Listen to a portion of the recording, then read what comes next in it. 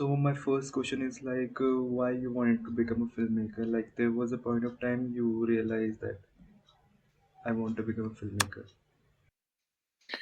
Um, I mean, I'm not sure about that. I think when I was a kid, I discovered quite early cinema because of my parents. Um, my mother and my father were not together, but my father was a huge fan of cinema, specifically from Western, like spaghetti Western from Clint Eastwood and Sergio Leone, etc. And we have been watching all these films, not only spaghetti Western, but also the new Hollywood cinema when I was a kid, which is not very convenient for a kid to watch the new Hollywood cinema. It's quite violent and and tough. Anyway, I think it's part of my first impulse to. Yeah, I was just interested in. I mean, fascinated more than interested. And with my mother also. I mean, a little bit less, but I remember some specific record when I was a kid. Some holidays with a lot of rain in Switzerland. It's quite rainy. Or it was quite rainy, and some holidays with all this rain, my mother decided to go to a cinema in the city in Geneva, where there was like retrospective of Hitchcock, and I was a kid like 8 or 9 years old, and I discovered like four films of Hitchcock.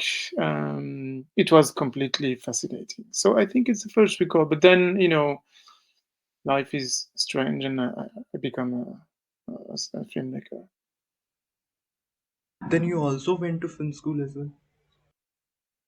I did a film school, yeah, but first of all, I did some um, comparative literature degree, master in university in Geneva, at the University of Geneva. I was more interested at the beginning by literature. I mean, I'm very interested already in literature, but then I realized I was not very comfortable in the academic world, and to live with literature is basically is not possible. So then I decided to slowly shift to cinema, which is, as you can imagine, much more easy. And like, what's your experience in the film school? Like, did you discover any filmmakers or any films which really inspired you? Yes, I mean, I was always quite cinephile, but at the school I had two professors, specifically two very good professors I have to honor. Um, um, Claudio Pacencia and I don't remember the name of the other one. I will remember during that conversation. Um, so I discovered basically a little bit different kind of cinema. I remember I discovered um, um, ah, but it's more about documentary and French documentary and this shape of very mm, strong gesture of documentary, and I was very yeah, very inspired by this school of. At the beginning, I was more interested in Chris Marker and for instance, and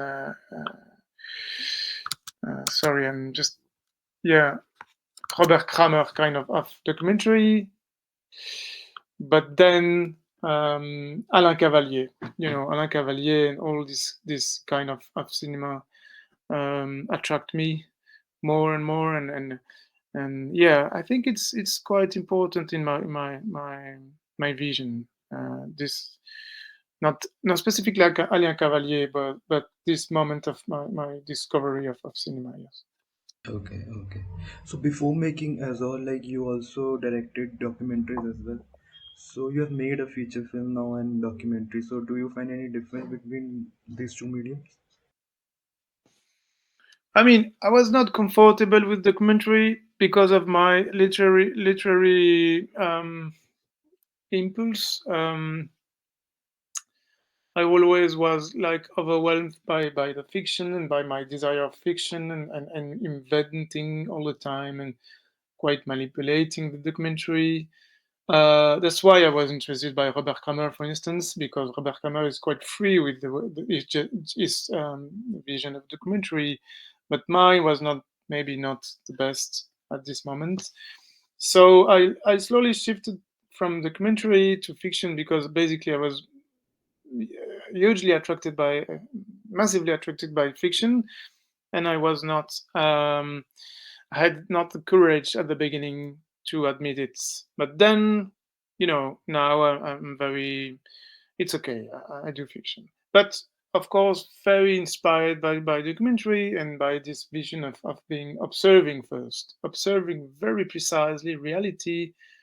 And I have a good, it's a professor, but it's also a friend called Carlos Moguido in Spain, and he always says the poetic always come from the observation. So it's very important for me. So Azor is a political drama set in Argentina in 1980. So why you choose to tell a story set at a particular period of time? Yeah, I've been living in Argentina for a while. When I was a young, quite young. Some people goes to London, for instance, when they are young. I went to Argentina. I don't know why. It's complicated to explain. But then I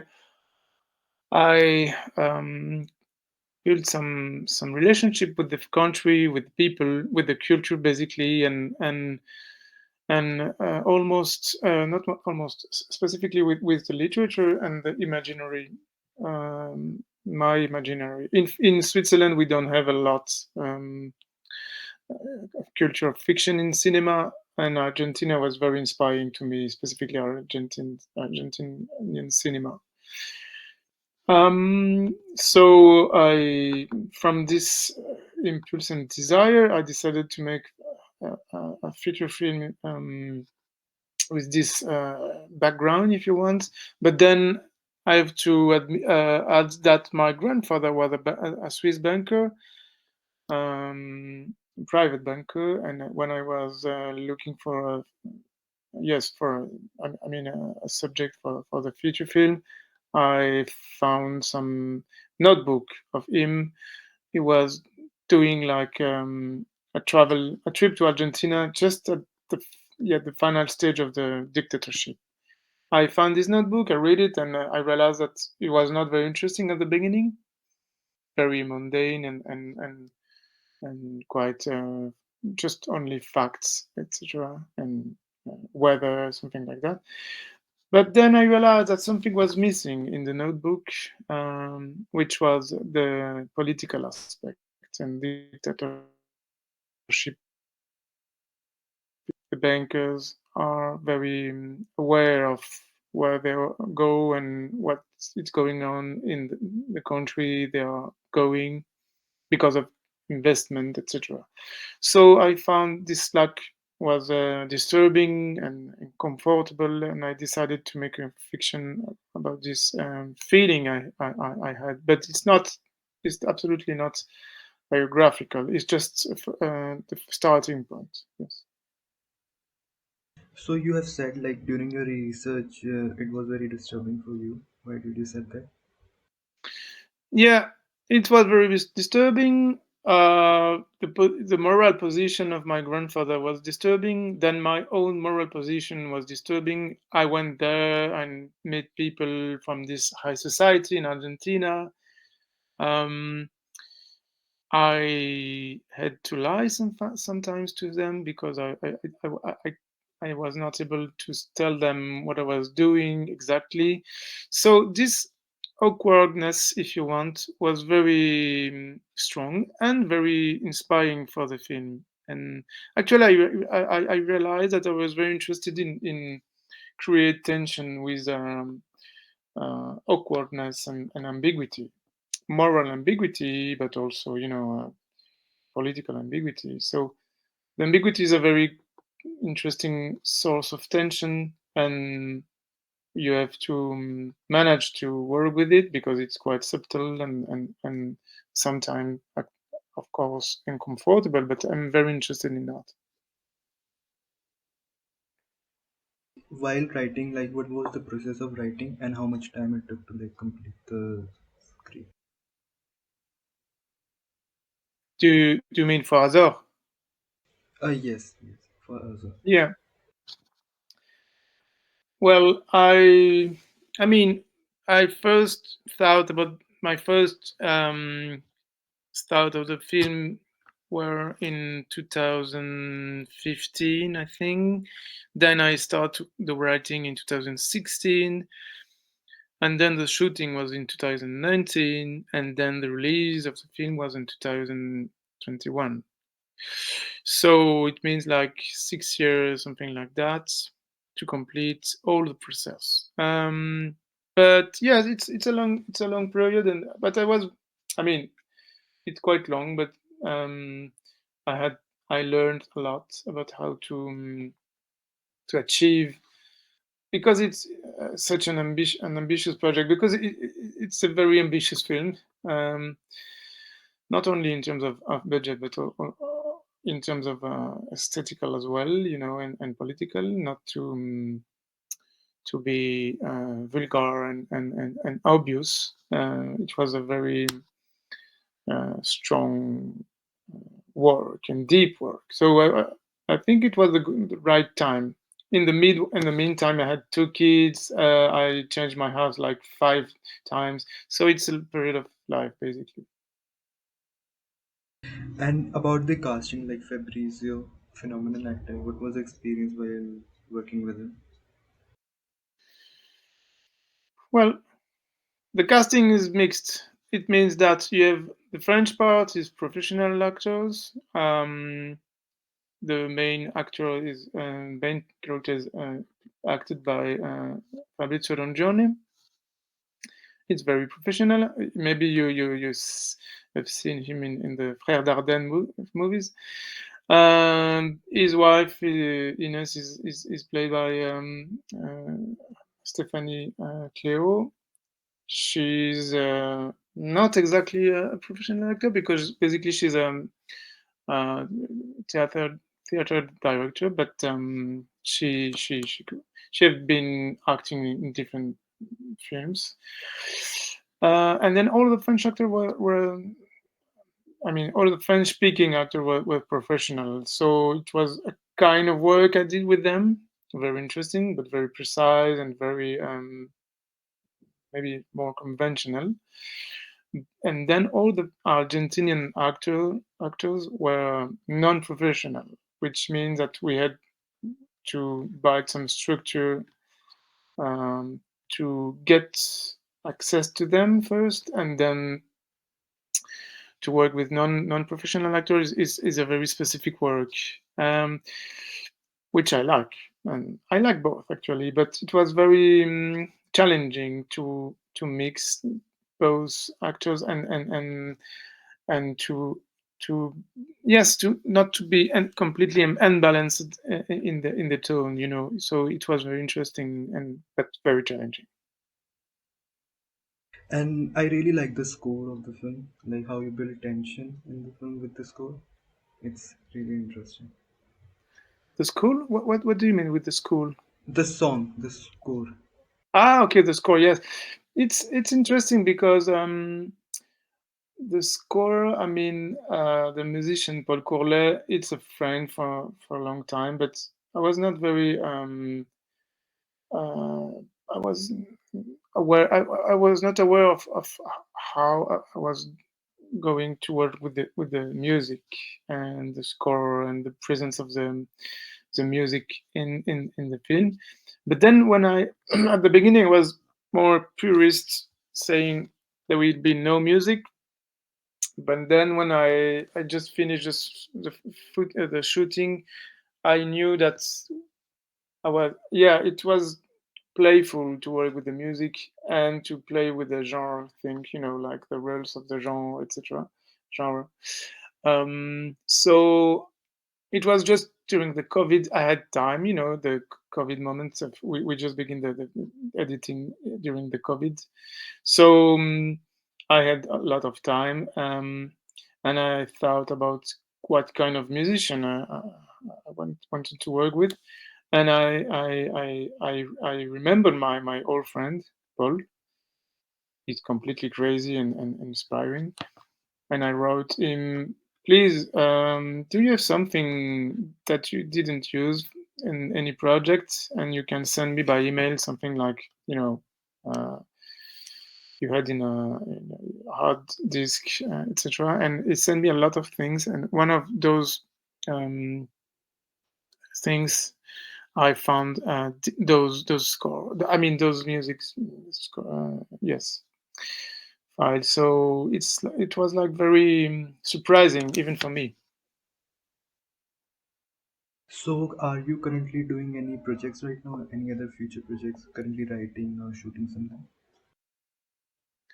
Yes, absolutely. I'm now in the process of financing a new project. I just finished the writing. It's a film about diplomacy. I mean, not about diplomacy. It's a film about two diplomats fighting each other. They're rivals, and they're